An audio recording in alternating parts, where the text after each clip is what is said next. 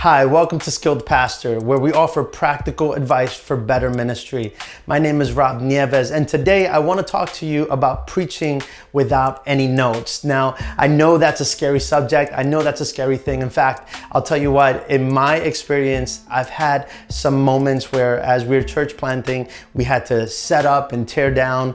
And just as we're getting ready to start the service, I'm thinking, okay, where are my sermon notes? I need to put them aside. And then I realized, I left them at home, and it's been scary, but I want to share with you some tips that will help you to preach without any notes. So first of all, I want to tell you about something called mind mapping. Mind mapping is simply just taking the subject, and if you watch my very first episode, my very first video where I walk you through my sermon preparation, I have a system where it's, just the main point, then me, we, God, you, we kind of system. And it gives you a framework that really helps you remember what you need to talk about. So mind mapping, I want to encourage you to go online, figure out what it is, how you can use it. And if you don't find anything online, just at least make sure you go back, watch our very first episode. I'll leave a link below so that you know what episode I'm talking about. But that episode really just kind of walks you through sermon preparation, and I do a little bit of mind mapping as I do the me, we, God, you, we system from Andy Stanley. So that's something that's really helpful. It's really just kind of putting your points into perspective. One of my seminary professors, what he said he would do, he said, okay, if I had four points in my sermon, what I would do is I would take different spots, right? So for example, this corner of the room was point one. And what I tend to do is that I'll say, okay, so if this is point one, I'll take point one and I'll just have one single keyword to point one.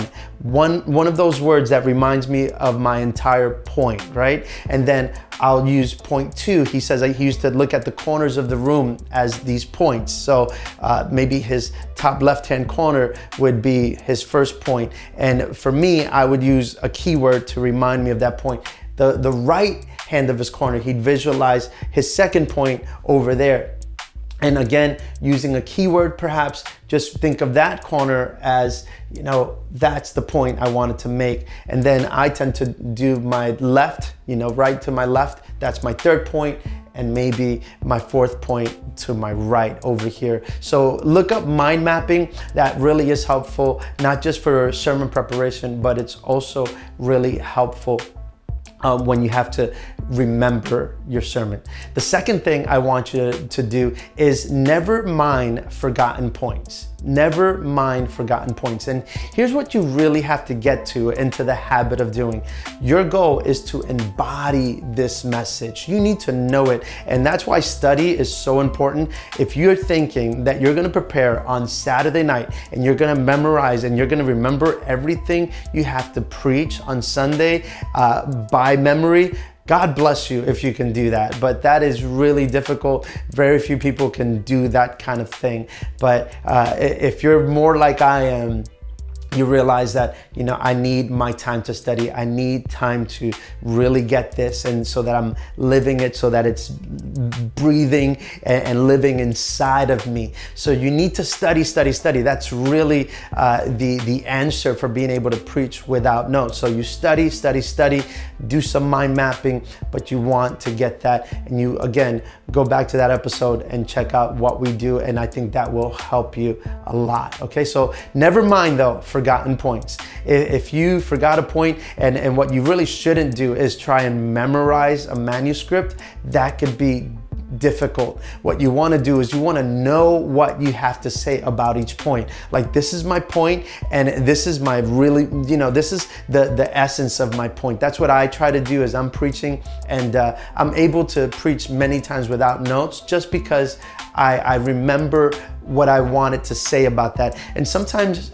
when you're speaking it in public, you may say it differently than how you practiced it. So be sure to just be thinking about those points, but don't worry that you missed something. If you miss something, no one knows about it. Only you know about it. Don't let it bother you. It's not that big of a deal, okay? So step three. Step three is relax. It's gonna be okay.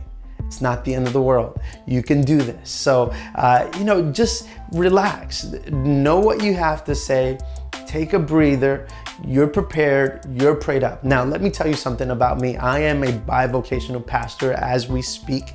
And for me, to do what I'm telling you to do is difficult. It's really difficult. I have a lot of responsibilities with the church. I have a 40-hour-a-week job, just like any other bivocational pastor. And sometimes it's really difficult to with everything going on, to remember and to come up with a sermon. That alone is a task in of itself.